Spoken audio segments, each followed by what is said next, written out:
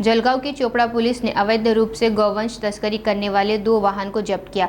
गुप्त सूचना के आधार पर की गई इस कार्रवाई में 19 मवेशियों को मुक्त किया गया। ये सभी मवेशी काफी खराब स्थिति में पाए गए। जलगांव जिले के चोपड़ा पुलिस स्टेशन के अंतर्गत गुप्त सूचना के आधार पर बड़ी कार्रवाई की गई। 2 बोलेरो पिकअप वाहन में मवेशियों की अवैध तस्करी की जानकारी पुलिस को मिली थी। इसके आधार पर पुलिस ने शिरपुर से चोपड़ा जाने वाली सड़क पर जाल बिछाया।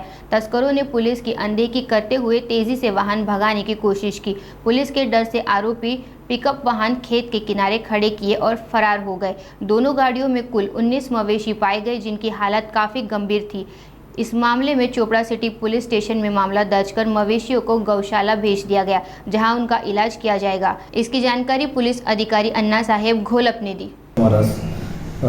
शिरपूरकडून चोपड्याकडे एक 2 महिंद्रा बोलेरो पिकअप येत होते। त्यामध्ये कत्तलीसाठी काही आपली जनावरं जात आहेत अशी इन्फॉर्मेशन मिळाली होती। त्याप्रमाणे त्या ठिकाणी ट्रॅक लावला होता, परंतु दोन्ही वाहनाचे जे वाहन चालक आहेत त्यांना अतुलखेडा गावाजवळ थांबवण्याचा प्रयत्न केला, परंतु ते थांबले नाही, पळवून घेऊन जात होते। पळवून घेऊन जात असताना काही अंतरावर पिकअप उभा केला रस्त्यावर आणि त्यातलं चालक आणि इतर जे 1-2 लोक होते ते पळून गेले। त्यातली एक गाडी पळून जायचा प्रयत्न करत असताना रोडच्या खाली जाऊन पलटी पण झाली।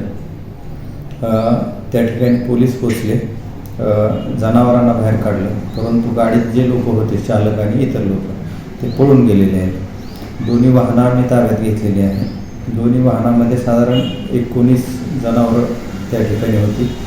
जनावरांची किंमत साधारण 4,90,000च्या आसपास आहे आणि दोन्ही गाड्या प्रत्येकी 10-10 लाख रुपये किमतीच्या 2 पिकअप, असा एका गुन्ह्यामध्ये 14 लाख आणि दुसऱ्या गुन्ह्यामध्ये 14,90,000 असा मुद्देमाल मी जप्त केलेला आहे। जनावरांना गोशाळेत दाखल केलेला आहे, गुन्हा दाखल केलेला आहे। 2 वेगवेगळे गुन्हे दाखल केलेले आहेत आणि ते आता कोण घेऊन जात होतं, जनावरं कुठून कुठं चालली होती